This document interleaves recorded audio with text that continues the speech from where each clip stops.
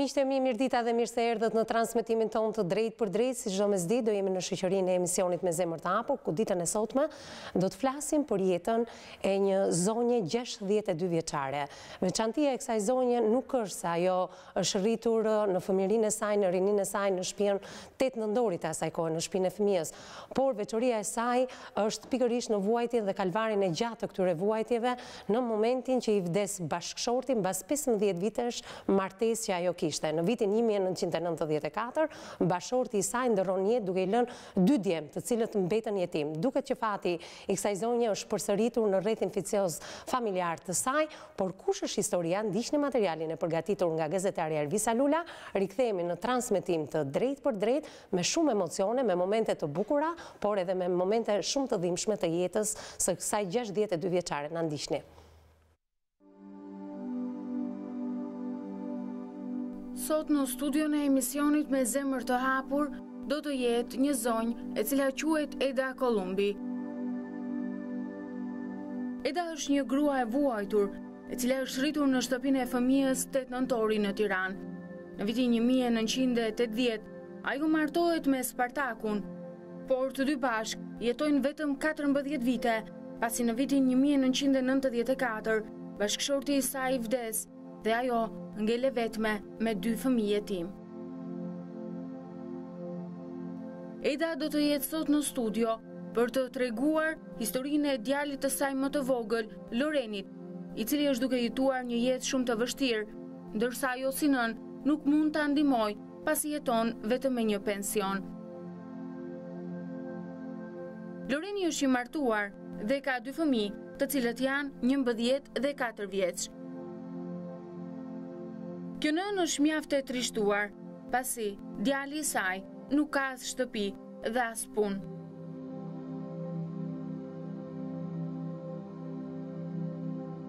Me lot në sy, kjo nënë tregon se djali i saj ka aplikuar për banesë sociale, por deri më tani ende asgjë, dhe djali i saj po endet në shtëpitë e të afërmve të tij.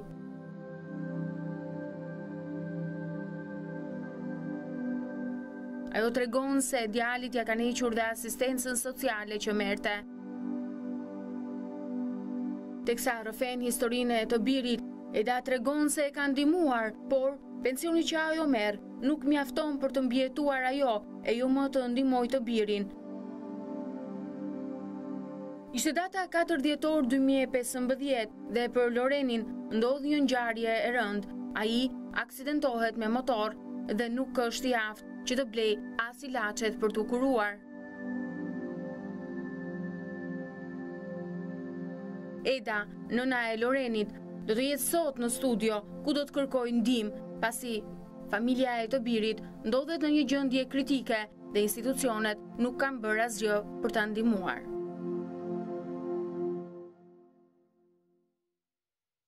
Miqtë e mi, jemi rikthyer përsëri në transmetim të drejt për drejt, 62 vjeçaren zonjën Eda, unë kam të ftuar në këtë studio. Përshëndetje zonjë, mirë se erdhe në studion e emisionit Me Zemër të Hapur. Faleminderit që historinë tuaj personale, por edhe historinë e djalit tuaj, kërkoni ta ndanit me studion e emisionit tonë dhe për këtë të falenderoj.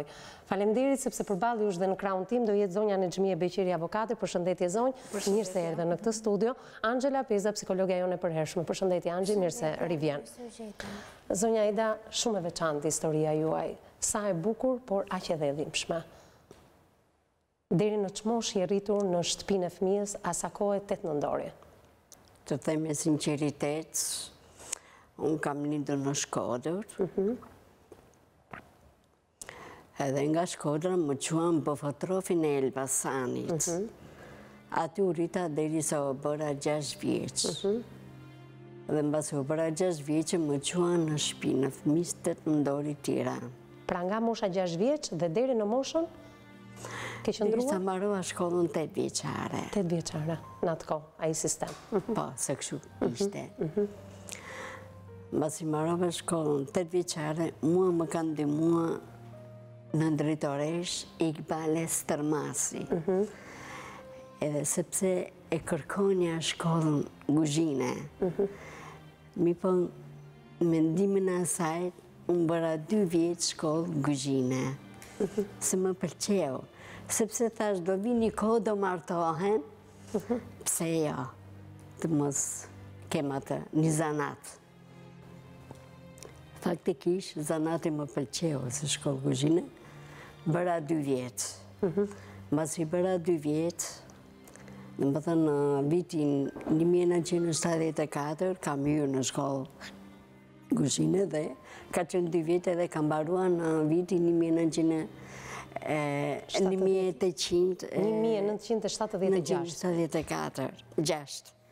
Dhe të më fani se kam emocione, të lutem. Edhe mbas i mbarova këtë, sepse aty në shkollë kuzhine ka qenë dhe si konvikt edhe si kuzhinë. Si kuzhinë që Pra digën e kuzhinës zonja Eda e keni zgjedhur vetë, apo jo? Po, e zgjodha vetë. Mirë, përpara se dalim tek shkollimi juaj dhe tek si vijoi më pas jeta juaj, do doja ndaloja pak, ju keni lindur në qytetin e Shkodrës, apo jo? Ju jeni shkodrane? Faktikisht, kam qenë në vogël dhe lindur Shkodrë. Ti e braktisur që në momentin e parë të lindjes tënde? Faktikisht, derisa unë jam rritur më bëfëtrove në Elbasanit, aty indikomin sepse në çdo vite, për shumë mbaroni shkollë të tjerët, edhe i kombesoni dhe zëdhënsoni dhe i mershin nga rrethet e tjera. Nga rrethet. Kështu e bëni çdo vit. Si e mban mend fëmirin tënde rritur në këto institucione të përkujdesit, por përpara viteve 90, si ka qenë jeta jote? Faktikisht, kur kam qenë, kur jam rritur në shtëpinë e fëmijës që kam jetuar, më ka pëlqyer jeta shumë, sepse atje na trajtonin shumë mirë. Edukatorët, mësuesit, po, bashkëmoshatarët, si silleshin? Shumë mirë, unë kisha kënaqësi, na trajtonin shumë. Si ishte atmosfera midis jush? Shumë. Fëmijë të cilët ishit braktisur, që mund të kishit prindrit diku, shokët dhe shoqet, historia e tyre, bëhe pjesë e historisë tënde? Ndanit shumë momente? Unë faktikisht ishin një grup gocash, edhe po diskutoni për punë e prindërve. Mi për njëra i dodhi nana që ishim në Greqi. Thash, pa ta provoj dhe unë, thash. Sa vjeç ishe në atë kohë që provove të kërkoje nënën tënde? Sa vjeç ishe? Kam qenë, dhe më thënë, klas 5, klas 6. Rreth 10-11 vjeç. Fillova ato kërkimet e para të tuat. Faktikisht, vajta në zyrën e adresave, më thot kjo zonja, që shërbente. Thash, duhet të kërkoj nënën, i thashu. E ki pasaportën po, i thashu. Ja thash, më ke qardhje po të them, po ti ke në Shkodër. Unë e mendonja se do t'i kisha këto në Tiranë. Unë nuk e disha, me sinceritet të them. E thash, po ta provoj njerë. Mi po, kur isha në shkollë kuzhine,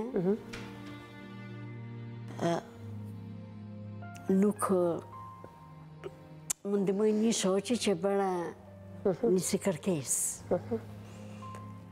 Bëra kërkesë, mi po, aty jetonte i vllai i kësaj shoqes time.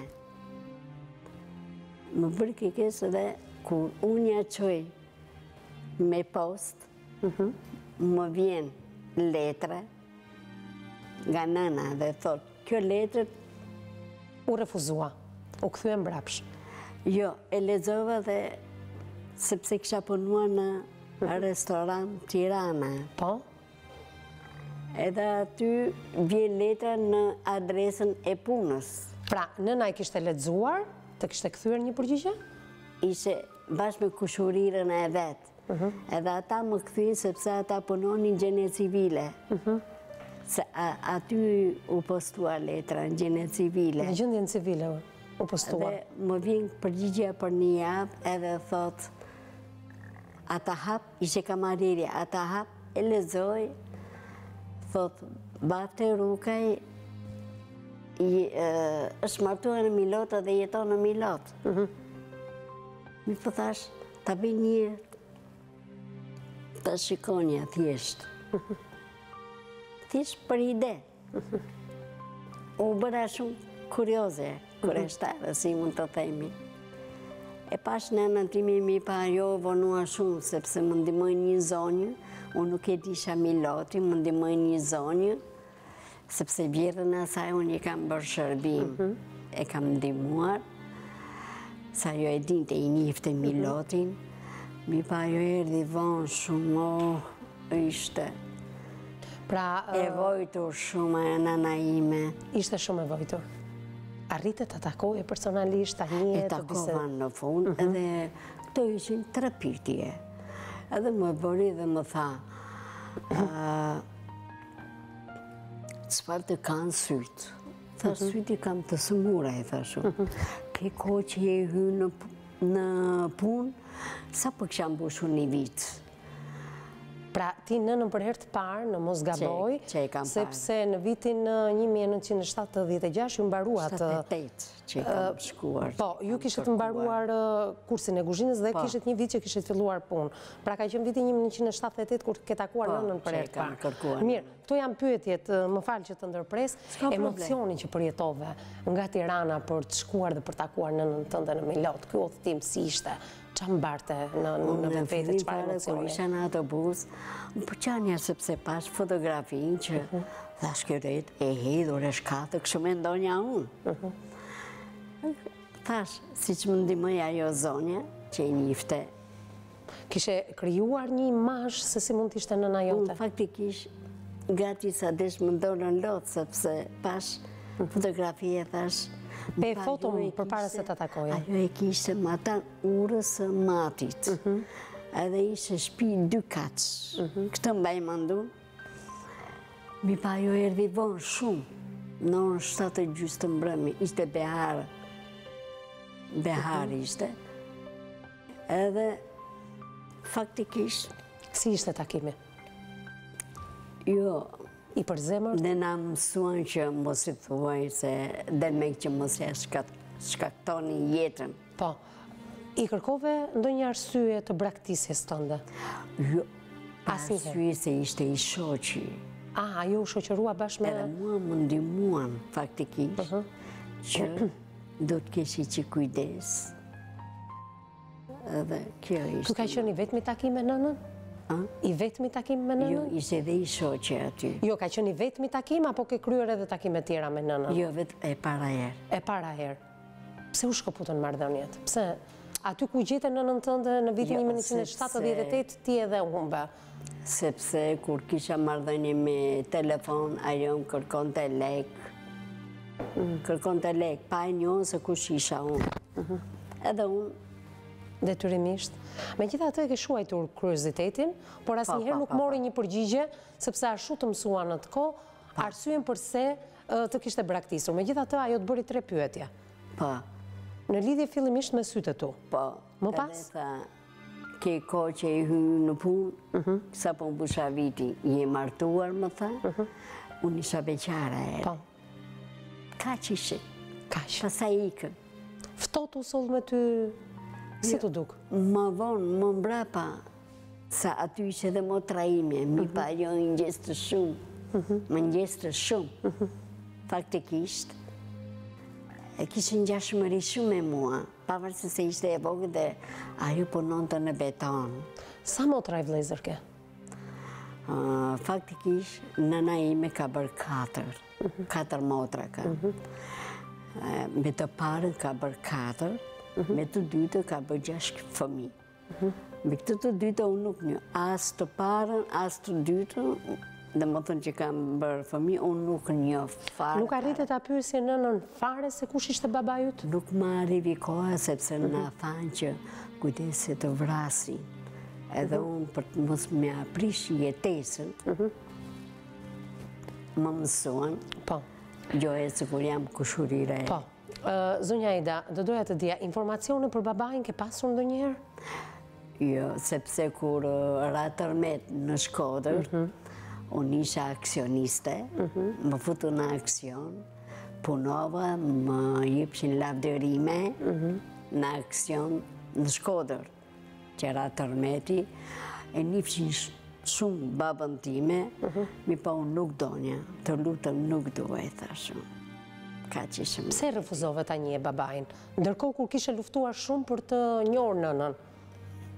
Nuk e donja, sepse s'kisha besim. Nuk ishe asnjë lloj besimi, ndoshta zhgënjimi nënës të bëri të refuzojë edhe babajnë? Jo, sepse unë kurse njoh, si mund të them që kërkojnë i babën. E njifshin të atë shkodranët. Shkodranët e njinin? I njifshin, sepse aty kam që në aksion, në Belipoj. Gjithsesi ti ja dole mban, apo jo? Po. Edhe u martove me një njeri dhe hyre nuse në një familje Të mirë. shumë të mirë, Po. për cilën e duam të flasim ditën e sotme, apo jo? Po. Si ishte njoja me babajnë e 2 djemve, me zotin Spartak? Unë jam shumë e gëzuar, sepse kur mbarova shkollën, Po? drejtoresha, Tigje Basha, nuk më flaku në rrugë. Po më mbajti deri sa më martoj. Edhe unë ata e konsideroj si nënën e dytë. E s'kam për të haruar, se e shikoj se e kam afër. Si ishte njoja e kësaj zonje me familjen e burrit tënd të arshëm? Si e njihte kjo zonjë? U procedua, unë nuk e disha, po drejtoresha ngull të kem, Tigje Basha. Mi po kishë bezitua dhe me Eva Thiciko. Zonjë nderuar. Po, sepse ata të 2 drejtoresha më bën shkusi. Sepse e njifshin vjerën time, dhe më tha maman e Spartakut, të themi kështu. E njifshin edhe mi po, kur si që bën një biset këta edhe, u që duan që lam takimin të prentave që janë këto. Edhe Ty të goditi me njëherë Spartaku? Burit tim i përqeo. I kështë të mamas vetë. Dua këtë dhe këtë. Faktikisht, mamaja nuk ja prishi qefin djalit. Edhe faleminderit të 2 drejtoreshave që më futën në një derë të mirë. Edhe me një zonjë të mirë. E pikërisht kjo zonja mirë ju vuri dhe këtë emrin e bukur dhe të mrekullueshëm që ju keni sot për t'ju përshtatur mbi emrin të familjes. Dhe ta vuri emrin Eda. Pa. Shumë histori e bukur, a? Si e prite këtë propozim të vjerës tuaj? Jo, ishte rastësisht kjo. Nuk e mendonja që do të ma bënde një gjithë atyre. Edhe, pasaj mua tha ma të pëlqen kjo emër, po i tha shumë pëlqen. Edhe kemi kaluar shumë mirë me vjerën time. Edhe unë të them drejtën, e shikonja sepse unë nuk jam rritur në familje, e shikonja si i bënin punë, si i bëndë punën vjera ime, që edhe unë të kisha një farë një orje e punës së shtëpisë. Sepse unë jam rritur në një formë tjetër të jetës time. Ju ishit me frymën kolektive dhe jo me atë familjarë dhe unë mundove të përshtateshe.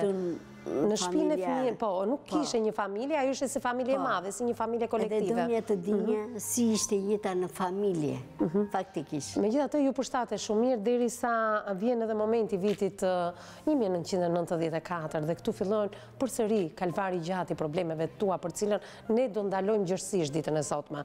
Por do doja të dija pak raportin tënd me zotin Spartak në ato 14-15 vite marteset tuajën. Si ishte jeta juaj bashkëshortore, por dhe ajo familjare përfshirë dhe vjerën në Spartakut?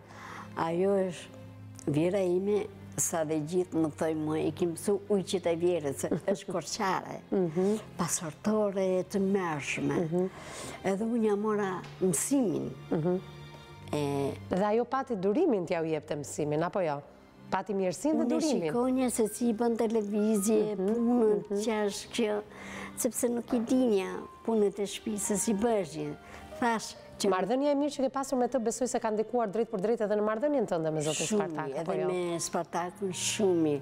Megjithatë, ishte vit shumë i tërës edhe për të më vjen mirë. 15 vjet. Ishte vit i tërës, viti 1994. Spartaku ndron jetë duke lënë 2 djemt, 9 dhe 12 vjeç. Në momentin që u përballën me fatkeqësinë jo vetëm të largimit të bashkëshortit, por edhe të kryesh rolin e nënës dhe të babait për 2 djemë në atë mosh, çfarë mendove? Mendimi i parë që të erdhi në mendje. Si do ta përballoje jetën ti? Faktikisht, mbas dekës këtij burrit tim, kam jetuar shumë keq. Pse do thuash ti? A herë unë isha pa punë. Nuk isha asnjë përkrah, asnjë mbështetje. Faktikisht, më vjen dhe trup të themi, isha goxha gjene kritike. Se kështu ishte koha, çdo gjë me koha ecën. Edhe kam vojtur faktikisht, edhe mendonja vetëm si për fëmijët. Faktikisht, mua më ka ndihmuar një shoqja ime, e kishës, antar e kishës, ajo është kreta mi të ushqim. Më vjen turp ta them. Jo, nuk është turp, absolutisht. Më vjen zor, nuk e di. Kështu ishin rrethanat ahere. Kisha një farë përkraje nga ajo. Ajo ishte në gjendje. Edhe më ndihmonte për ushqim, për gjithçka. Zonja Ida, ti ishe rritur vetëm, deri në fazën tënde të pjekurisë, deri aty ku 2 drejtoreshat e tua, zonja të mrekullueshme, të hapën derën e një familje e cila të mirëpriti. Por, në momentin që Spartaku largohet bashorti yt nga kjo jetë, fëmijët mbetën në një moshë 9 dhe 12 vjeçe. Tashmë ti ishe përsëri vetëm për të luajtur rolin e nënës, por edhe rolin e babait për këta 2 djem. Aq më tepër që ata ishin djem, apo jo, dhe nuk do kishin prezent figurën e babait. Për te vështirësive ekonomike, do doja të ndaloja pak në raportin tënd me djemt. Si ishte ky raport? Si e përjetuan djemt largimin e babait nga kjo botë? Aq më tepër në ato vite shumë të vështira, 94, erdhi mbas 3 viteve 97, e më pas vite të vështira për cilat ju folët ekonomikisht. Po vetë djemt, si e përballuan? Faktikisht, kam patur dhe përkraje njerëzit e burrit. I kishe përkraje ata? Përkraje. Edhe një mbështetje kisha. Faleminderit shumë dajës, mbesave që më kanë mbajtur afër. Po, vështirësi për mua, biles, faktikisht se unë i qonja kur fëmijët, harova me thëmë për fëmijët kur ishin të vegjël, unë i qonja në qerdhe, ahere ka qenë qerdhe e 7, edhe i thoshin djali tim, Edja Kullorja. I thoshin, a kullore, se isha shumë pasërtore nga kjo anë. Thoshin këta edukatorët. Mi po, unë e qonja, sepse ishte koha që vjera ime u sëmur, me zemër, u sëmur edhe... Dhe ty të duhet të kujdesesh edhe për vjerën tënde, për pos 2 fëmijëve të tua, apo jo? Kam bërë luftë edhe për vjerën që e kam shërua, biles u habit edhe komshia e ka të parë, vajta deri në ambulancë ke e madhja, edhe lajmërova urgjence, kështu i thash, ishe goxha e sëmur, filloj harej se që janë këto, pasaj i bën një ushqim, mjekim, ke fruti, këta e mbaj mënd, ajo është kretarin të shtri, unë i bën një shërbim. Zonja, le të ndalojmë pak tek momenti i rritjes së djemve, ku ato besoj aktualisht janë të 2 të martuar, apo jo? Pa. Dhe kanë krijuar familjet e veta. Pa. Ti me kë jeton nga djemt? Jeton me ndonjërin prej tyre, apo jeton përsëri e vetme? Unë faktikisht kam djalin e madh. Edhe ai, të 2 fëmijë, domethënë kanë krijuar familje, po thjesht jetoj me djalin e madh. Edhe ai ka krijuar familje, ka 2 vajza, jo Ana dhe Emi, i dua shumë, edhe i puth nga ekrani. Edhe djali më shumë. Pse kjo përzgjedhja për të qëndruar me djalin e madh dhe jo me të voglin?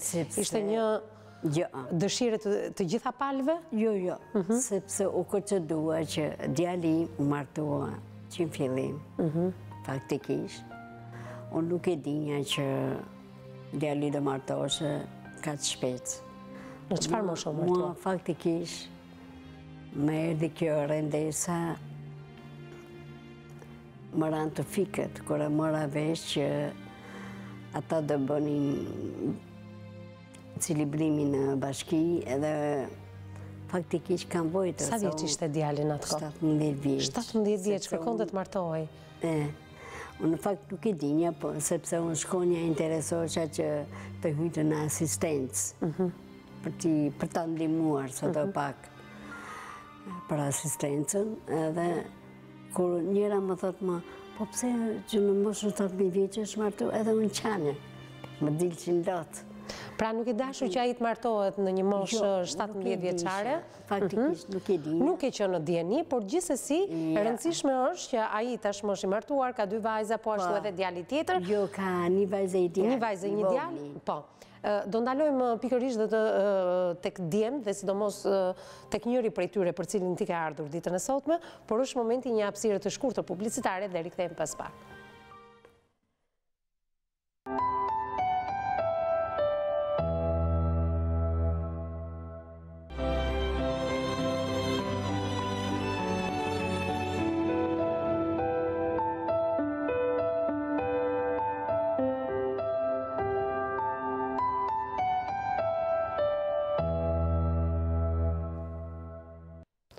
Miqtë e mi, mirë dita dhe mirë se erdhët në transmetimin tonë të drejt për drejt, si çdo mesditë do jemi në shoqërinë e emisionit Me Zemër të Hapur, ku ditën e sotme do të flasim për jetën e një zonje 62 vjeçare.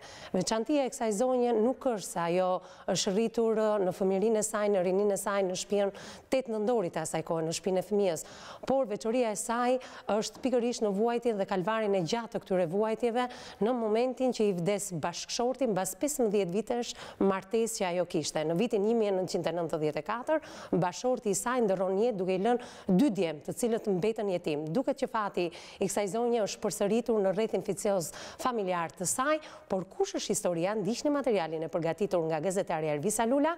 Rikthehemi në transmetim të drejt për drejt me shumë emocione, me momente të bukura, por edhe me momente shumë të dhimbshme të jetës së kësaj 62 vjeçare. Na ndiqni. Sot në studion e emisionit Me Zemër të Hapur do të jetë një zonjë e cila quhet Eda Kolumbi. Eda është një grua e vuajtur, e cila është rritur në shtëpinë e fëmijës 8 nëntori në Tiranë.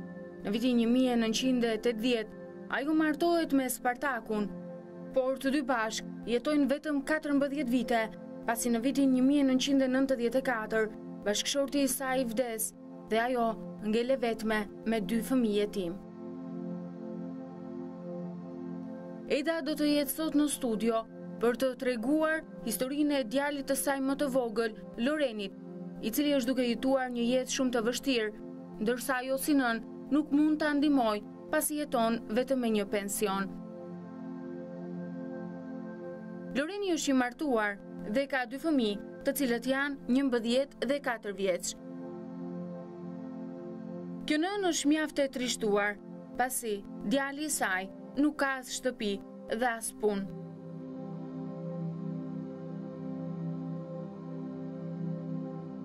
Me lot në sy, kjo nënë tregon se djali i saj ka aplikuar për banesë sociale, por deri më tani ende asgjë dhe djali i saj po endet në shtëpitë e të afërmve të tij.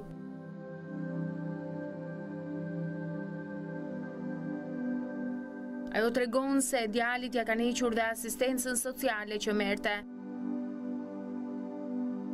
Teksa rrëfen historinë e të birit, Eda tregon se e ka ndihmuar, por pensioni që ajo merr nuk mjafton për të mbijetuar ajo e jo më të ndihmojë të birin.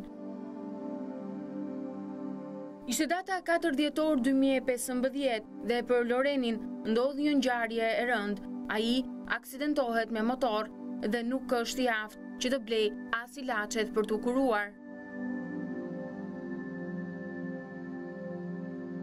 Eda, nëna e Lorenit, do të jetë sot në studio ku do të kërkojë ndihmë, pasi familja e të birit ndodhet në një gjendje kritike dhe institucionet nuk kanë bërë asgjë për ta ndihmuar.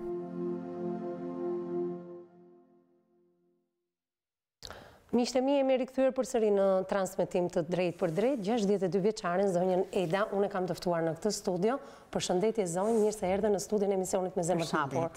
Faleminderit që historinë tuaj personale, por edhe historinë e djalit tuaj, kërkoni të ndanit me studion e emisionit tonë, dhe për këtë të falenderoj. Faleminderit sepse përballë jush dhe në krahun tim do jetë zonja Nexhmie Beqiri, avokate. Përshëndetje zonjë, mirë se erdhe në këtë studio. Angela Peza, psikologja jone e përhershme. Përshëndetje Angji, mirë se rivjen. Zonja Ida, shumë e veçantë historia juaj, sa e bukur, por aq edhe e dhimbshme. Deri në çmosh je rritur në shtëpinë e fëmijës, asa kohë 8 nëntori. Të them me sinqeritet, unë kam lindur në Shkodër, edhe nga Shkodra më quan Bofotrofin e Elbasanit.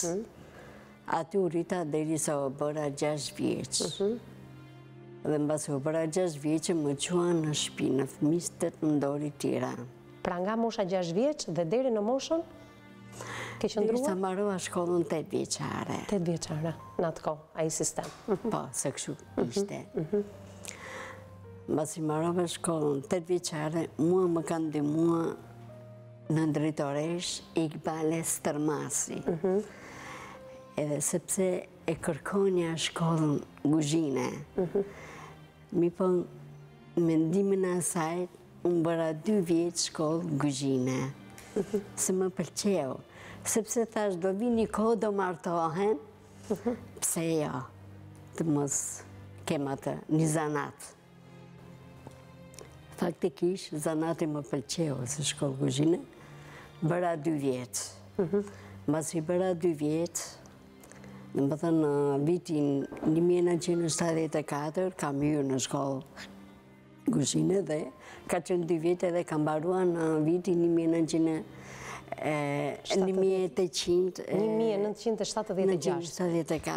6. Do të më fani se kam emocione, të lutem. Edhe mbasi mbarova këtë, sepse aty në shkollë Guzhine ka qenë dhe si konvikt edhe si Guzhin. Si Guzhin që Pra digën e Guzhinës, zonja Ida, e keni zgjedhur vetë, apo jo? Po, e zgjodha vetë. Mirë, përpara se dalim tek shkollimi juaj dhe tek si vijoi më pas jeta juaj, do doja ndaloja pak, ju keni lindur në qytetin e Shkodrës, apo jo? Ju jeni shkodrane? Faktikisht, kam qenë në vogël dhe lindur Shkodrë. Ti e braktisur që në momentin e parë të lindjes tënde? Faktikisht, derisa unë jam rritur në Bofotrofin e Elbasanit, aty ndikomin sepse në çdo vite, për shumë mbaroni shkollë të tjerët, edhe i kombesoni dhe zëvendësoni dhe i mershin nga rrethet e tjera. Nga rrethet. Kështu e bënin çdo vit. Si e mban mend të fëmirin tënde rritur në këto institucione të përkujdesit, por përpara viteve 90, si ka qenë jeta jote? Faktikisht, kur kam qenë, kur jam rritur në shtëpinë e fëmijës që kam jetuar, më ka pëlqyer jeta shumë, sepse atje na trajtonin shumë mirë. Edukatorët, mësuesit, po bashkëmoshatarët, si silleshin? Shumë mirë, unë kisha kënaqësi, na trajtonin shumë. Si ishte atmosfera midis jush? Shumë. Fëmijë të cilët ishit braktisur, që mund të kishit prindrit diku, shokët dhe shoqet, historia e tyre, bëhe pjesë e historisë tënde? Ndanit shumë momente?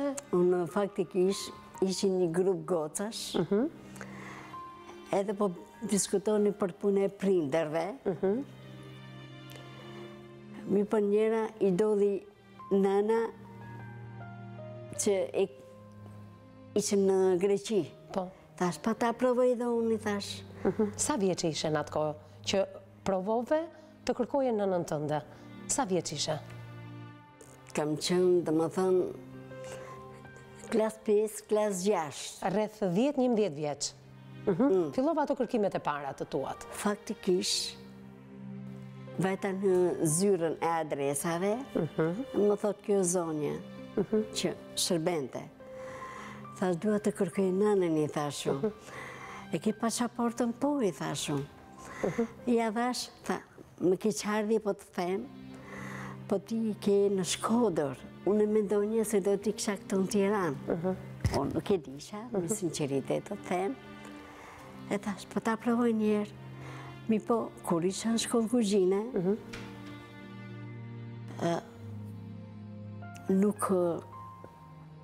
Më ndihmoi një shoqe që bëra një si kërkesë.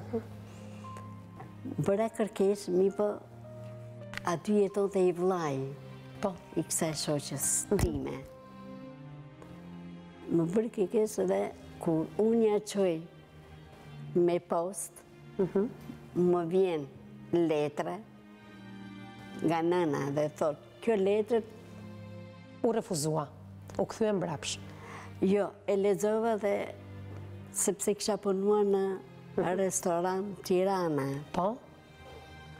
Edhe aty vjen letra në adresën e punës. Pra, nëna e kishte lexuar, të kishte kthyer një përgjigje? Ishte bashkë me kushurirën e vetë. Edhe ata më kthyin sepse ata punonin gjenie civile. Se aty u postua letra në gjenie civile. Në gjendjen civile u postua. Dhe më vjen përgjigja për një javë edhe thot, ata hap, ishe kamarirja, ata hap, e lexoj, thot, Bafte Rukaj është martuar në Milot dhe jeton në Milot. Mi po thash, ta bëj një, ta shikonja thjesht. Thjesht për ide. U bëra shumë kurioze, kurioztare, si mund të themi. E pash nënën time mi pa jo vonua shumë, sepse më ndihmoi një zonjë, unë nuk e disha Miloti, më ndihmoi një zonjë, sepse vjerën e asaj unë i kam bërë shërbim, e kam ndihmuar, sa jo e dinte i njifte Milotin, mi pa jo erdhi vonë shumë, ishte e vojtur shumë e nëna ime. Ishte shumë e vojtur. Arritet të takoje personalisht, të njëje, të bised. E takova në fund, edhe këto ishin 3 pyetje. Edhe më bëri dhe më tha, çfarë të kanë sytë? Tha, syti kam të sëmura, e tha shumë. Ke kohë që je hynë në punë, sa për kësha mbushur një vitë? Pra, ti nënën për herë të parë, në mos gaboj, sepse në vitin 1976 ju mbaruat... 78 që i kam shkuar. Po, ju kishët mbaruar kursin e kuzhinës dhe kishët një vit që kishët filluar punë. Pra, ka qenë vitin 1978 kur ke takuar nënën për herë të parë. Mirë, këto janë pyetjet, më falë që të ndërpres, emocionin që përjetove nga Tirana për të shkuar dhe për takuar nënën tënde në Milot, kjo udhëtim si ishte? Qa mbarte në vete, qëpar emocioni? Isha në autobus, më përqanja sepse pash fotografin që thash kjo rejt e hedhur e shkatë, kështu me ndonja unë. Thash, si që më ndimëj ajo zonja, që i njifte. Kishe kryuar një imazh se si mund t'ishte nëna jote? Unë faktikisht, gati sa desh më ndonën lotë, sepse pash fotografie, thash, Pe foto për para se të takoja? Ajo e kishte më ata urës së matit. Edhe ishe shtëpi 2 katësh. Këtë mbaj mandu. Mi pa ajo erdhi vonë shumë. Në orën 7:30 të mbrëmi. Ishte behar. Behar ishte. Edhe faktikisht... Si ishte takimi? Jo... I për zemër? Dhe na mësuan që mos i thuaj se dhe me që mos e shkaktoni jetën. Po, i kërkove ndonjë arsye të braktisjes tënde? Jo, arsye se ishte i shoqi. Ju shoqërua bashkë me... Edhe mua më ndihmuan faktikisht që do të keshi që kujdes. Edhe kjo ishte... Tu ka qenë i vetmi takim me nënën? I vetmi takim me nënën? Jo, ishte dhe i shoqe aty. Jo, ka qenë i vetmi takim, apo ke kryer edhe takime tjera me nënën? Jo, vetë e para herë. E para herë. Pse u shkëputën marrëdhëniet? Pse? Aty ku gjete nënën tënde në vitin 1978, ti edhe humbe? Sepse kur kisha marrëdhënie me telefon, ajo më kërkonte lek. Kërkonte lek, pa e njohën se kush isha unë. Edhe unë detyrimisht. Megjithatë e ke shuajtur kuriozitetin, por asnjëherë nuk mori një përgjigje, sepse ashtu të mësua në të kohë, arsyen përse të kishte braktisur. Megjithatë ajo të bëri 3 pyetje. Po. Në lidhje fillimisht me sytë tu. Po. Më pas? Edhe tha, ke kohë që i hynë në punë, sa po mbusha viti, je martuar, më tha, unë isha beqara e. Po. Kaq ishe. Kaq. Pastaj ikën. Ftohtë u soll me ty Si të duk? Më vonë, më mbrapa, sa aty ishe dhe motra ime, mi pa jo në gjestë shumë, më në gjestë shumë, faktikisht, e kishë një gjashmëri shumë me mua, pavarësisht se ishte e vogël dhe ajo punonte në beton. Sa motra i vëllezër ke? Faktikisht, nëna ime ka bërë 4 motra ka. Me të parën ka bërë 4, me të dytë ka bërë 6 fëmijë. Me këtë të dytë unë nuk një, as të parën, as të dytë, dhe më thënë që kam bërë fëmijë, unë nuk një fare. Nuk arritet ta pyesje nënën fare se kush ishte baba jut? Nuk më arrivi koha, sepse na thanë që kujdesi të vrasin. Edhe unë për të mos me aprish jetesën, më mësuan, gjoje se kur jam kushurire. Po, zonja Ida, do doja të dija, informacione për babain ke pasur ndonjëherë? Jo, sepse kur ratërmet në Shkodër, unë isha aksioniste, më futu në aksion, punova, më jepshin lavdërime në aksion në Shkodër, që ratërmeti, e njëfshin shumë babën time, mi pa unë nuk donja, të lutëm nuk duhet, thashëm. Ka që shumë. Pse refuzove ta nje babain? Ndërkohë kur kishe luftuar shumë për të njohur nënën? Nuk e donja, sepse s'kisha besim. Nuk ishe asnjë lloj besimi, ndoshta zhgënjimi nënës të bëri të refuzojë edhe babain? Jo, sepse unë kurse njoh, si mund të them që kërkojnë i babën. E njifshin të atë shkodranët. Shkodranët e njinin? I njifshin, sepse aty kam që në aksion, në Belipoj. Gjithsesi ti ja dole mban, apo jo? Po. Edhe u martove me një njeri dhe hyre nuse në një familje. Të mirë. Shumë të mirë. Po. Për cilën e duam të flasim ditën e sotme, apo jo? Po. Si ishte njoja me babain e 2 djemve, me zotin Spartak? Unë jam shumë i gëzuar, sepse kur mbarova shkollën, drejtoresha, Tigje Basha, nuk më flaku në rrugë, po më mbajti deri sa më martoj. Edhe unë ata e konsideroj si nënën e dytë. E s'kam për të haruar. Se i shikoj se kam afer. Si ishte njoja e kësaj zonje me familjen e burrit të të arshëm? Si e njëjtë kjo zonjë? U ko që dua, unë nuk e disha, po drejtoresha ngull të kem, Tigje Basha. Mi po kishë bezitua dhe me Eva Thiciko. Zonjë nderuar. Po, sepse ata të 2 drejtoresha më bën shkusi. Sepse e njëfshin vjerën time, dhe më tha maman e Spartakut. Të themi kështu. E njëfshin edhe mi po kur si që bën një biset këta edhe u ko që duan që lam takimin të prentave që janë këto. Edhe Ty të goditi me njëherë Spartaku? Burit tim i përqeo. I kështë të mamas vetë. Dua këtë dhe këtë. Faktikisht, mamaja nuk ja prishi qefin djalit. Edhe falimderit të 2 drejtoreshave që më futën në i derë të mirë. Edhe me një zonjë të mirë. E pikërisht kjo zonja mirë ju vuri dhe këtë emrin e bukur dhe të mrekullueshëm që ju keni sot për t'ju përshtatur mbi emrin të familjes. Dhe ta vuri emrin Eda. Pa. Shumë histori e bukur, a? Si e prite këtë propozim të vjerës tuaj? Jo, ishte rastësisht kjo. Nuk e mendonja që do të ma bënde një gjithë atyre. Edhe, pasaj mua tha ma të pëlqen kjo emër, po i tha shumë pëlqen. Edhe kemi kaluar shumë mirë me vjerën time. Edhe unë të them drejtën, e shikonja sepse unë nuk jam rritur në familje, e shikonja si i bën të punën vjera ime, që edhe unë të kisha një farë një orje e punës së shtëpisë, sepse unë jam rritur në një formë tjetër të jetës time. Ju ishit me frymën kolektive dhe jo me atë familjar dhe unë mundove të përshtateshe? Në shtëpinë e fëmijën, po, nuk kishe një familje, ajo ishte si familje madhe, si një familje kolektive. Edhe doja të dinja si ishte jeta në familje, faktikisht. Megjithatë, ju përshtate shumë mirë derisa vjen edhe momenti vitit 1994 dhe këtu fillojnë përsëri kalvari gjatë i problemeve tua për cilën ne do ndalojmë gjërësisht ditën e sotme. Por do doja të dija pak raportin tënd me zotin Spartak në ato 14-15 vite marteset tuajën. Si ishte jeta juaj bashkëshortore, por dhe ajo familjare përfshirë dhe Vjerën, nënën e Spartakut?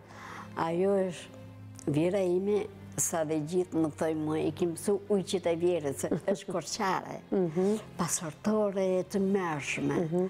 Edhe unë ja mora mësimin. Dhe ajo pati durimin t'ja u jep të mësimin, apo jo? Pati mirësin dhe durimin? Unë shikonja se si bën televizje, punën, qash kjo, sepse nuk i dinja punët e shpisë, si bëshje. Thash, Marrëdhënia e mirë që ke pasur me të besoj se ka ndikuar drejt për drejt edhe në marrëdhënien tënde me zotin Spartak, apo jo? Edhe me Spartakun shumë. Megjithatë, ishte vit shumë i tërës, edhe për të më vjen mirë. 15 vjet. Ishte vit i tërës, viti 1994. Spartaku ndron jetë duke lënë 2 djemt, 9 dhe 12 vjeç.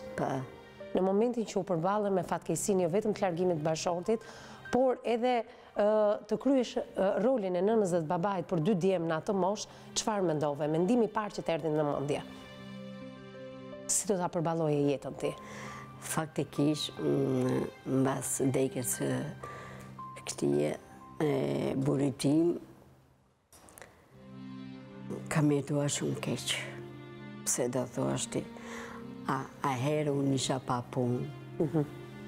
Nuk isha asnjë përkrah, asnjë mbështetje.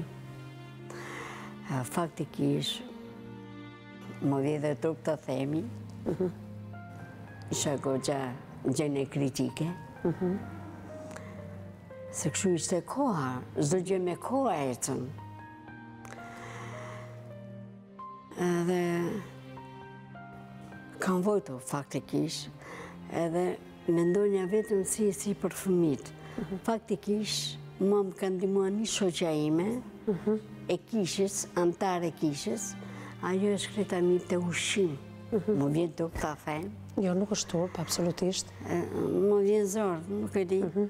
Kështu ishin rrethanat ahere. Kisha një farë përkraje nga ajo. Ajo ishte në gjendje. Edhe më ndihmonte për ushqim, për gjithçka. Zonja Ida, ti ishe rritur vetëm, deri në fazën tënde të pjekurisë, deri aty ku 2 drejtoreshat e tua, zonja të mrekullueshme, të hapën derën e një familje e cila të mirëpriti. Por, në momentin që Spartaku largohet bashkëshorti yt nga kjo jetë, fëmijët mbeten në një moshë 9 dhe 12 vjeçe. Tashmë ti ishe përsëri vetëm për të luajtur rolin e nënës, por edhe rolin e babait për këta 2 djem. Aq më tepër që ata ishin djem, apo jo, dhe nuk do kishin prezent figurën e babait. Për te vështirësive ekonomike, do doja të ndaloja pak në raportin tënd me djemt. Si ishte ky raport? Si e përjetuan djemt largimin e babait nga kjo botë? Aq më tepër në ato vite shumë të vështira, 94, erdhi mbas 3 viteve 97, e më pas vite të vështira për cilat ju folët ekonomikisht. Po vetë djemt, si e përballuan? Faktikisht, kam patur dhe përkraje njerëzit e burrit. I kishe përkraje ata? Përkraje. Edhe një mbështetje kisha. Faleminderit shumë dajës, mbesave që më kanë mbajtur afër. Po, vështirësi për mua, biles, faktikisht se unë i qonja kur fëmijët, harova me thëmë për fëmijët kur ishin të vegjël, unë i qonja në qerdhe, ahere ka qenë qerdhe e 7, edhe i thoshin djalit tim, Edja Kullorja. I thoshin, a kullore, se isha shumë pasërtore nga kjo anë. Thoshin këta edukatorët. Mi po, unë e qonja, sepse ishte koha që Vjera ime u sëmur, me zemër, u sëmur edhe... Dhe ty të duhet të kujdesesh edhe për Vjerën tënde, për pos 2 fëmijëve të tua, apo jo?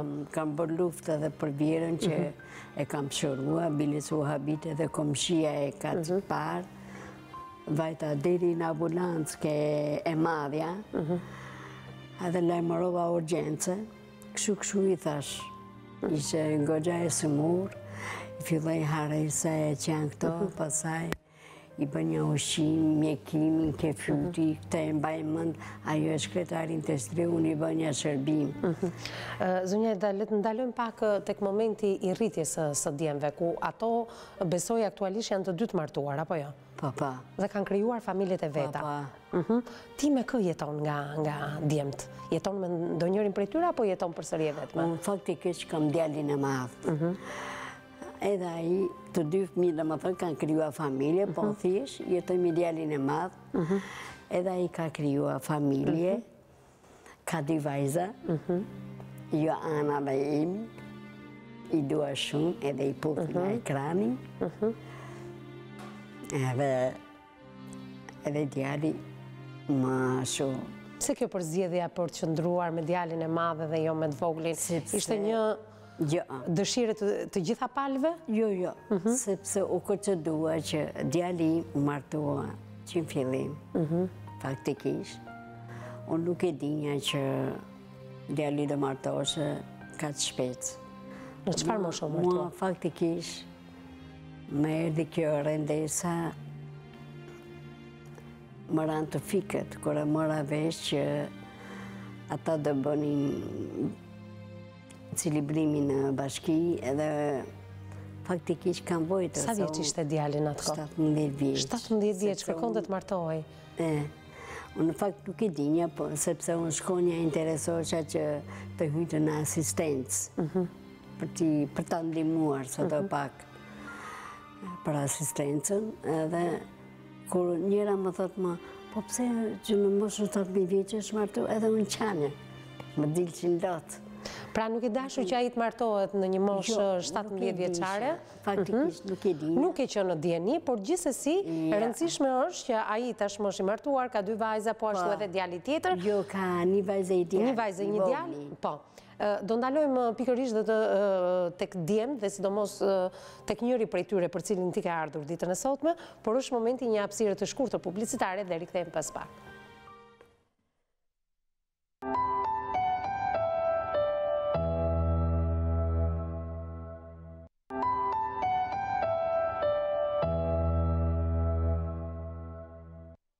Miqtë e mi, jemi rikthyer përsëri në transmetim të drejtë për drejtë në studion e emisionit Me Zemër të Hapur. Fjala kalon përsëri për psikologen Angela Peza. Po, Angje.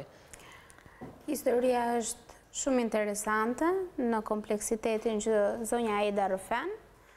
Për këtë të falenderojmë që ti pate besimin për të na treguar në kalvarin e gjatë të historikut të jetës tënde, të problemeve që ajo ka, dhe mbi gjitha që vjen me një gjest shumë fisnik të një nëne për të kërkuar jetesën e mirë të djalit të saj të vogël. Çfarë do të thoja unë në gjithë këtë? Mendoj se duke u marrë spunto që nga qëllimi që zonja Aida ka ardhur në këtë emision për të ndihmuar djalin e saj. Çdo nën ka dëshirën e mirë për të ndihmuar fëmijët momentin që ato gjenden në një vështirësi jo vetëm shëndetësore, siç është Loreni në këtë momente, por edhe në vështirësi, ndoshta të skajshme ekonomike.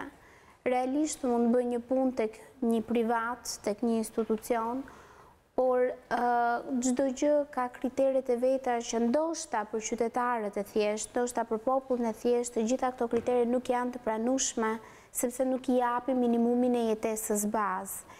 Një familje nuk mund të mbahet vetëm nga një individ, qoftë kjo një punë e një shteti apo qoftë kjo një punë e një private.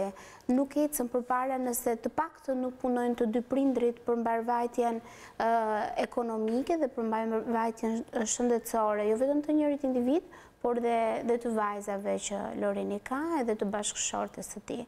Duhet kuptuar edhe mundësia, jo gjithçka mund të ndodhi nga kërkesat që ne kemi dhe nga dëshira për të qenë më mirë. Mundësia e shkollimit, mundësia e arsimimit dhe mbi të gjitha janë dhe konsulencat për mënyrën se si ne të kërkojmë punë. Pra përgatitja një CV-je, aplikacioni që ndodhë në për institucionet përkatëse ku ti mund të punosh, ndoshta si një shofer, ndoshta si një recepcionist, ndoshta si një roli. Po me arsimin që ka Loreni është pak... Të paktën me 8 vjeçare këto janë punë që edhe mund të kryen, janë punë zanati. Po themi në një institucion që ndoshta nuk kërkohet shumë gjuhë. Vetëm është mosha më vitale e Lorenit që mund të bëjë çdo lloj pune, kjo është favorizuese për të, se është 30 vjeç. Aspekti shëndetësor, ne nuk e dim të gjitha problemet që ai ka dhe vështirësitë. Mbas aksidentit të flet, po. Këtë flas për pjesën tjetër, me çfarë u kuptua nga zonja Eda, fisnikëria që ajo rezaton, gjithëmirësia e kësaj zonje. Mund të kuptohet fare qartë, ndoshta në një mënyrë indirekte, se zonja Eda nuk ndërhyn shumë tek familja e Lorenit për të pyetur sa herë ata janë përpjekur për të kërkuar punë, si ata jetojnë, tregohet e rezervuar dhe e tërhequr në këtë aspekt. Të duhet kuptuar arsyet se përse. Kjo arsye. Ajo thjesht me argumentin. U tha shkarazi dhe ne nën kuptojmë dhe nuk duam ta rëndojmë edhe më tepër, qoftë edhe në mënyrë të drejtë për drejtë televizive, Lorenin apo edhe zonjën Eda, sepse mund të njihen nga patjetër shumë banor të zonës. Unë nuk e di nëse Loreni e di që mamaja e tij është sot këtu për të. E di Loreni, ka një informacion? Jo, surprizë edhe për Lorenin, po. Ndaj pyeta sepse kisha pak... Një ndim që me sa duket ka vite që i jep në heshtje zonja Eda. Ka pritur... Kjo tregon më së miri dhe faktin edhe arsyen që pse zonja Eda nuk ndërhyn kaq shumë tek familja e Lorenit për t'i ardhur në ndihmë apo për të... Por e ka nuhatur me nuhatjen e nënës që ai është në vështirësi apo jo? Unë mendoj që pak më shumë përpjekje nga të dy të rinjt, nga Loreni dhe nga bashkëshortja e tij, për të kërkuar punën. Kush kërkon gjen, thot populli. Zonja avokate... Gjithsesi ne kemi dëgjuar zonjën Eda, po dëgjojmë çiftin në fjalë, mund të ketë shumë informacion për të na dhënë. Patjetër që ne njohim vetëm aspektin që rrëfen zonja Eda dhe nuk njohim aspektin që mund të rrëfente Loreni apo bashkëshortja e tij, nuk dim pretendimit e fëmijëve pra të të mbesave të zonjës. Kështu që çdo gjë mbetet për të diskutuar. Megjithatë, vlerësoj shumë qëndrimin e zonjës Eda, vlerësoj aspektin fisnik që ajo vjen për të ndihmuar djalin, por mendoj që duhet bëjmë paqe me disa rregulla, me disa ligje dhe me disa gjëra që na ofron vetë vendi. Megjithatë, ishte shumë e qartë zonja Eda që në shkresën që ka marrë nga njësia administrative dhe sidomos nga zyra e ndihmës ekonomike, rezulton, thot ajo, sepse ka lexuar këtë shkresë, nuk e ka se sqaroi edhe pak më përpara ku ja ka kërkuar Lorenit, por që nuk ja ka dhënë Lorenit dhe sot ka ardhur pa dokumentacion. Ditën e sotme unë dua ta besoj këtë zonjë të nderuar ku thot që rezulton që Loreni merret me biznes, ndërkohë që Loreni nuk merret me biznes. Dhe ajo këmbgul që Loreni vazhdon të punojë në të zezë. Dhe kjo është një denoncim i drejtë për drejtë dhe kryesisht edhe për zyrën e punës. Ishte rastësisht që e lexova, sepse i mbaj dokumentat, ishte rastësisht. Dhe kur ishte e vajza Sonila, edhe unë i çflecova, edhe lexosha aty që Loren Kumumi nuk merret me biznes. Faktikisht. Gjithsesi, është për të sqaruar, po do ta flasim ndoshta edhe mbas transmetimit, sepse zonja Ana këtë përgjigje na dha dhe unë dua të besoj institucionit shtetëror, por jo të hedh poshtë pretendimet e zonjës. Ndërkohë, zonja Beqiri, me që morë fjalën. Të sqaroj një herë këtë që momentin e fundit që pretendon zonja. Sipas zonjës Kokaj, e cila ishte në lidhje direkte me studion tonë, ajo thekson që në përmjet zyrës rajonale të punësimit figuron që Loreni është i punësuar. Nuk tha që merret me biznes. Ju ndoshta keni një shkresë ku merrni përgjigje nga drejtoria e tatimeve që nuk ka biznes. Kjo është tjetër gjë. Të kesh biznes do thotë që të kesh një numër NIP-i, të kesh një licencë dhe të kesh një biznes standing privat. Kurse zonja Kokaj u përgjigj që del nga drejtoria rajonale që është i punësuar. Do me thënë që kur ai ka marrë atë motorin dhe punonte, do me thënë ai ishte i siguruar me sigurime shoqërore dhe shëndetësore. Pra figuronte i punësuar. Kështu na tha zonja nga njësia administrative numër 5. Këmbgul nëna e Lorenit. Unë nuk e di sepse nuk e kam atë shkresën që thon ju. Po zonja e përmendi që 2 herë në 2 verifikime ka dalë që është i punësuar. Kurse verifikimin e fundit ajo pretendon që tani në shkurt ka dërguar përsëri një shkresë pranë në drejtorisë rajonale të punësimit për të vërtetuar nëse është në punë, në marrëdhënie pune apo jo djali. Kështu që nëse nuk është në marrëdhënie pune, ai detyrimisht do marrë një ndihmë sociale, një përkrahje sociale. Por nëse është marrëdhënie pune, ai nuk e merr. Tani problemin duhet ta kaloj pak edhe për persona të tjerë. Natyrisht që ka një zyrë të punësimit ose drejtori rajonale të punësimit që ndodhe dhe këtu në Tiranë, ka shumë radhë atje, se duhen dhe ca vërtetime për librezat shëndetësore e tjerë, por normalisht njerëzit që janë pa punë, edhe që janë të aftë për punë, që janë në moshën për punë, duhet të shkohen të regjistrohen atje. Edhe njëkohësisht të tregojnë çfarë mundësish, ose cilat janë aftësitë e tyre, intelektuale, cilat janë diplomat, cili është shkollimi, kurse profesionale, dhe njëkohësisht dhe çfarë punë dhe preferojnë. Në mënyrë që kur rekomandimi nga zyra rajonale të bëhet, në mundet t'i konvenoj, ose si thua të jetë i përshtatshëm me nivelin e tyre intelektual, profesional, me aftësitë fizike të tyre dhe njëkohësisht me dëshirën. Sepse njeriu kur e do një punë, kur do ta bëjë atë punë, është dhe më i suksesshëm. Kështu që ka njëkohësisht dhe një vendim të fundit që nëse sugjerohet një punë dhe nuk e pranon, atëherë dhe hiqet ndihma sociale. Edhe kjo është një nga ato reformat që po bën qeveria aktuale, në mënyrë që njerëzit të bëjnë më të përgjegjshëm, që nëse ty të afrohet një vend pune, ke qef, duhet të bindesh që jeta nuk është e lehtë. Jo çdo lloj pune është e lehtë, dhe çdo lloj pune mund të jetë si punë qefi. Megjithatë, zonja Ana ishte ndërgjegjshme për këtë që ju sapo thoni se kërkon një punë të përhershme, stabël për të birin. Nuk ka punë të përhershme në sistemin kapitalist, në sistemin demokratik. Që të arrish të sigurosh një kontratë të përhershme pune, duhet të kalosh në disa faza. Duhet kalosh në disa faza, duhet të kesh një aftësi, ke një diplomim të përshtatshëm, por njëkohësisht dhe duhet të kesh një evolucion, një vazhdimsi, të cilën e bind punëdhënësi që ti je ajo apo ai që e meriton që të kesh një kontratë definitive të përhershme, apo atë që merr atë statusin në punësi civil, të cilën ty të jep të drejton, dhe nëse ti për shembull nuk je në këtë vend pune, ti je asaj kategorie që mund të gjesh një vend pune tjetër pak a shumë në atë nivel. Po këtu nuk bëhet fjalë për këtë kategori. Këtu bëhet fjalë për Lorenin, ashtu si dhe shumë shqiptar të tjerë, të cilët shkollimin e kanë quajtur si një gjë të dorës së dytë. Nuk i kanë kushtuar vëmendjen e duhur, pa ditur që një ditë ata do vinë në një moshë madhore, mbi 18 vjeç, që janë të detyruar, të obliguar, të punojnë për të siguruar të ardhurat. Është më tepër që Loreni është martuar në moshën 17 vjeç, ka kërkuar të krijojë familje dhe ka këmbgulur.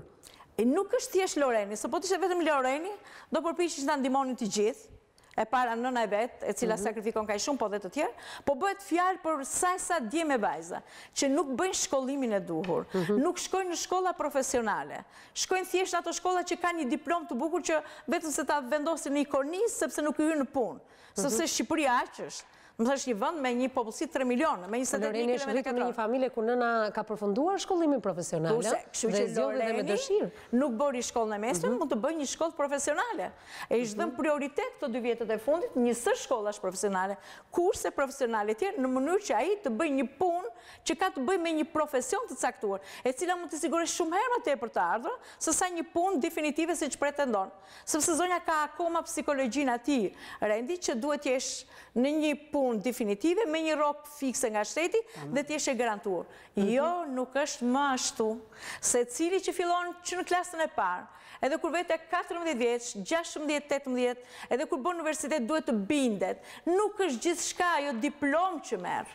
Jo, duhet të perfeksionohesh në intelekt, në aftësi profesionale, duhet bësh një karrierë, duhet luftosh për të gjetur një vend pune për ta mbajtur atë vend pune dhe për të siguruar të ardhmen. Politika e shtetit shqiptar për t'i dhënë një dorë pikërisht këtyre individëve, si puna Lorenit, që nuk u shkollua dot, sepse Gjergj vllai më i madh u shkollua dhe mbaroi të paktën edhe shkollën e mesme. Dhe sot ka një familje të përkryer. Ai që u tërhoq më tepër nga pëlqimet e moshës dhe u martua në moshën 17 vjeçare, pa e pyetur nënën, pengu më i madh që besoj mund të ketë një jetë zonja Eda, apo nuk është kështu? A duhet ndjeki disa politika për t'i dhënë dhe për t'i shtrirë dorën këtyre individëve? Ju i bët një pyetje zonjës para pak minutash që ai do punën. në ratë parë.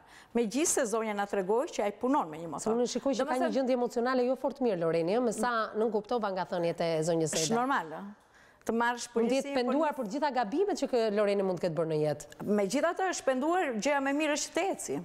Ai po bën përpjekje, po punon. Dhe zonja tha që përsëri ka filluar punon me motor.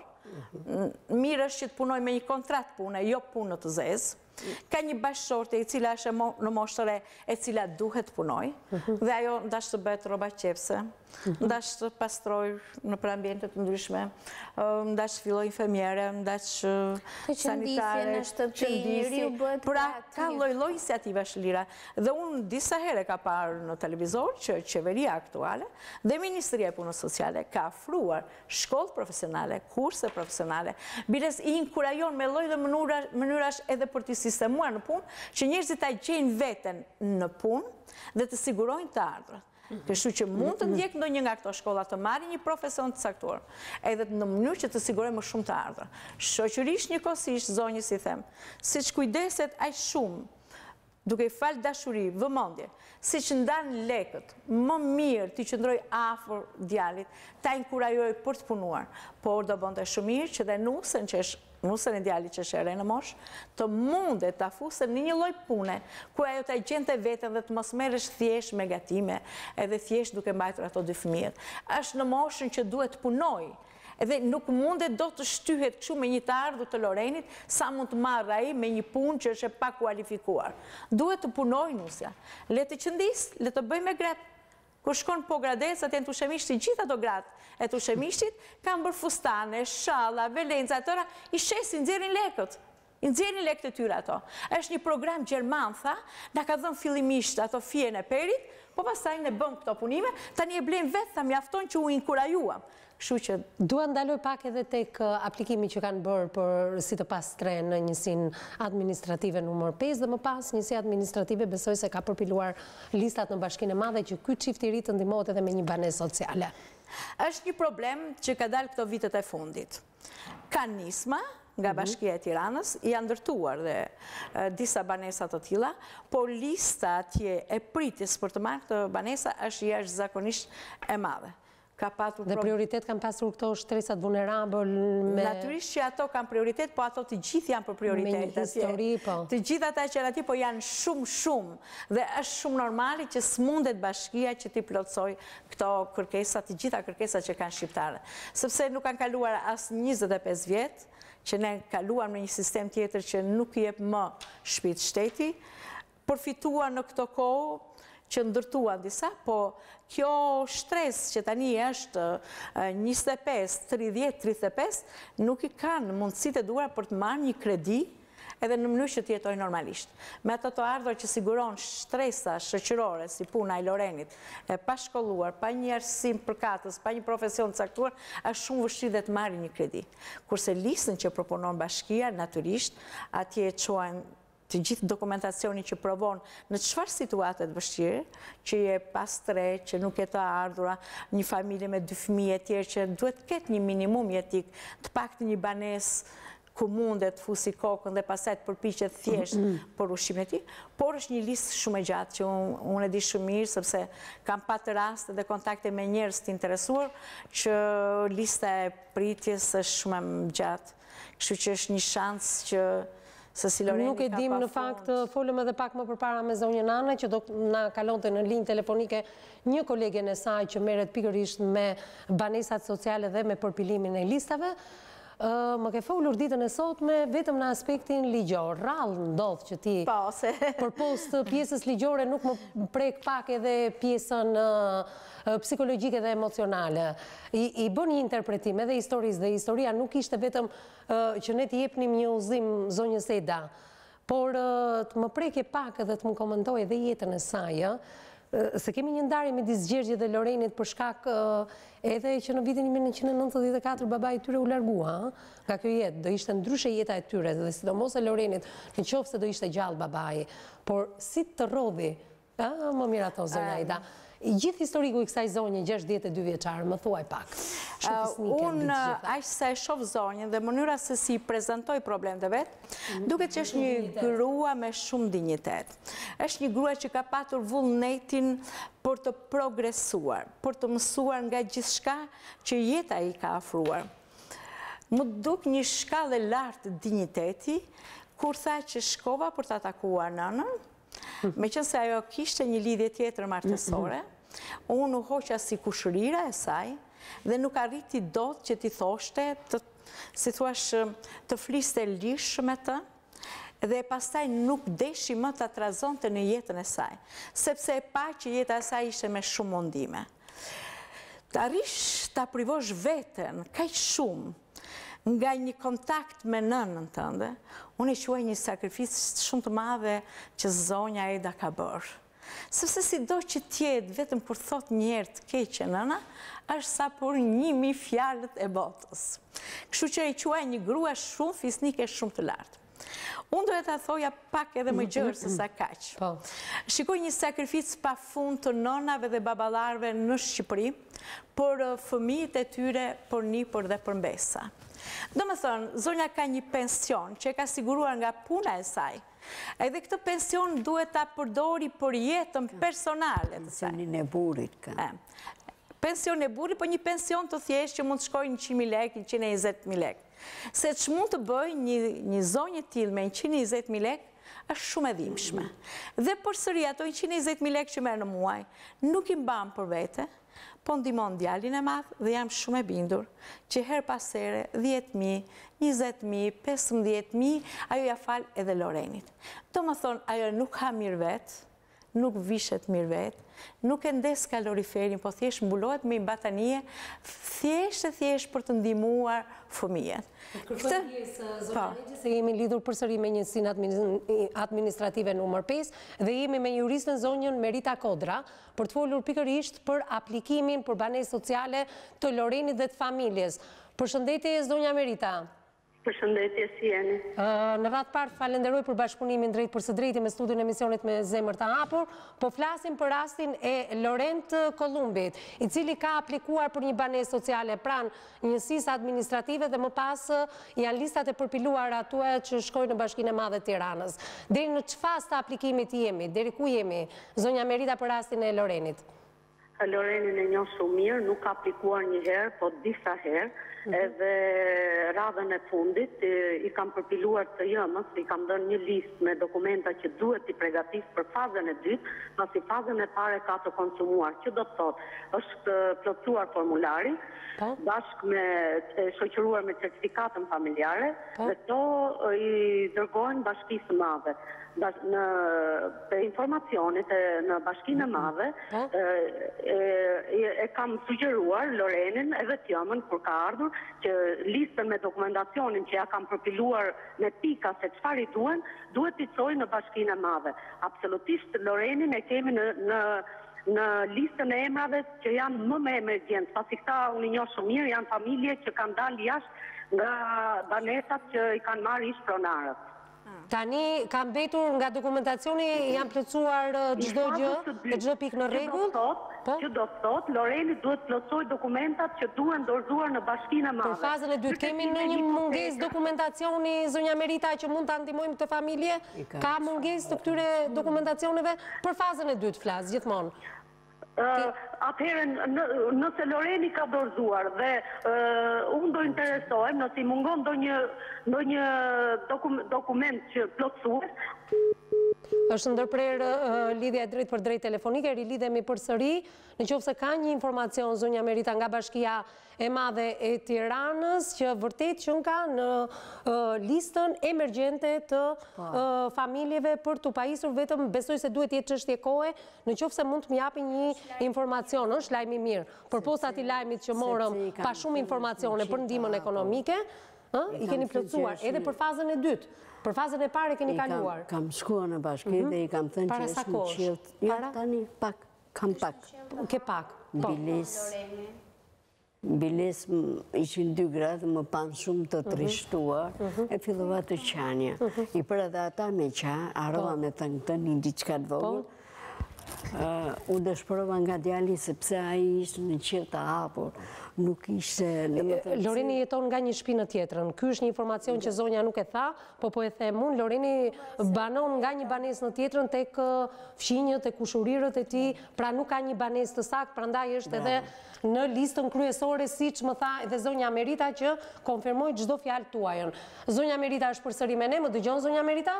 Po, tani po. Atëherë kemi ndonjë të dhënë, sepse lajmi që ka shumë i mirë, atë që përcollet ju drejt për së drejtë në studio. Absolutisht, unë jam optimiste që në mbledhjen e parë që do bëhet nga Këshilli Bashkiak, nga Këshilli Bashkiak, po se Këshilli Bashkiak që përpilon listat e tyre. Pra, mund të nga momenti në moment, në qoftë se Këshilli Bashkiak mblidhet, emri i Lorenit është ndër emrat më të parë, thoni ju. Po. Pra, ky është lajmi mirë që na vjen. Faleminderit që ishe me ne, zonja Merita. Faleminderit edhe një herë për gjithë informacionin. Pritet vetëm mbledhja e Këshillit Bashkiak. Dhe kjo është më se e vërtetë, sepse listat përpilohet nga Këshilli Bashkiak dhe është në momentet e pritjes nga momenti në moment. Besoj se duhet jetë në listat dhe në emrat e parë, sipas informacionit. Emergjente. Atëherë, tani zonja na i tha këtë detaj që këtu bëhet fjalë për ishpronarët, banesat e ishpronarëve. Kështu që këto tani kanë dalë, si thua, në rrugë pikërisht, sepse banesën e kanë marrë ishpronarët e vjetër. Kështu që këto i kanë përparësi në sistemimin në banesa sociale. Lorenit. Jo, është ishpronar dhe duhet ta lirojnë banesën me njerë, edhe ato duhet sistemohen nga bashkia me një kredit të zbutur, natyrisht që pasaj gjykojnë konkretisht në bazë dhe të dokumentave që ju keni prezentuar në bashkinë e Tiranës. Megjithatë shumë e gatshme njësia administrative numër 5 i rrallë herë e përmbushur ditën e sotme, duke ballafaquar palët në studion dhe në transmitimin e sotëm, na kanë dhënë shumë informacione. Informacioni i parë pritet për t'u zbardhur në qoftë se Loreni me të vërtet figuron që ka një biznes, ndërkohë që ai punon në zezë sipas të dhënave të nënës, por që këtu kam një lloj dyshimi që ndoshta Loreni mund mos i ketë treguar të vërtetën deri në fund, mbeten pak e rezervuar këtu, megjithatë mbriti lajmi i mirë për banesën sociale që keni aplikuar. Mbetet njësia administrative, Bashkia e Tiranës e ka bërë punën e saj, pritet që të mblidhet Këshilli Bashkiak. Në mbledhjen e parë të Këshillit Bashkiak do konfirmohen edhe të gjithë emrat për banesën sociale dhe më pas, pse jo të më rikthesh në këtë studio me çelësat në dorë, banesat sociale i kemi shumë pranë televizionit tonë, të filmojmë edhe hyrjen e Lorenit në atë banesë që nuk më vjen mua ky optimizëm, po ma dha zonja Merita në informacion. Ne mund të ne këtu jemi për të thënë dhe gjërat bukura, jo vetëm probleme, sepse mund ta falenderojmë. Ne shkruajmë vazhdimisht edhe në postimin tonë, në faqen tonë, emisioni me zemër të hapur, që ky emision nuk është vetëm për qarallët dhe problemet, natyrisht është e tillë, ne jemi dëgjues shumë të mirë, nëpërmjet rrëfimit të tyre mund të marrin zgjidhje problemet, jo se i zgjidhim ne drejt për së drejti, ne orientojmë që ato të zgjidhen, megjithatë ne mund të trajtojmë dhe histori të bukura. Ju jeni një ndër personazhet që na keni trajtuar historinë më të bukur që kemi pasur. Apo jo? Përfituar nga telefonatat e sotme, mund të them që ekipi punës e njësisë administrative numër 5 ka qenë i suksesshëm, si kryetarja e parë, që është një zonjë nderuar, dhe kryetarja aktuale. Madje duhet thënë që zonja Jeta Seiti na orientoi ditën e sotme dhe unë dua ta falenderoj publikisht për këtë gjë, edhe me pasardhësën e saj dhe me të gjitha punonjësit edhe me gjitha zonjat e nderuara. Që kanë traditë në punën e tyre. Aq më tepër që ishin zonja, prandaj i përshëndete. Unë admiroj dhe ajo që ka qenë dhe ajo tanishme dhe gjithë ekipin që punon se njoh shumë nga ajo njësia. Angela, fjala e fundit për zonjën, çfarë ke për t'i thënë në gjithë të Kalvar, sa të bukur në historinë e saj, por edhe të dhimbshme, Loreni jeton ku ti vi, se e dhimbshme është. Realisht nuk kam asgjë për t'i thënë, sepse unë personalisht kam mësuar shumë nga zonja. Ke mësuar shumë, e kundërta sot. Dhe një nga mesazhet që zonja ka përcjellë sot është dëshira për të mësuar dhe për t'i qenë i mbar në jetë. Dhe këtë gjë uroj që Loreni ta mësoj dhe ta modeloj nga ju. Zonja Ida, çfarë do më thuash në fund të këtij emisioni? Sa e përmbushur je ditën e sotme?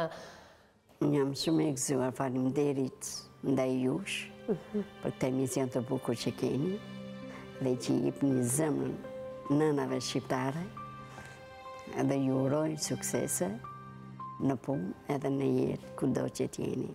Edhe unë të uroj shumë suksese, që hallet dhe problemet... Po, pa tjetër, besoj... Jetoj si gjithë. Po, si gjithë të tjerët, po, si gjithë familja, pjesa tjetër e familje, si Gjergji dhe si jo. Më vete, më vete, po të jetoj në kushtet të mira.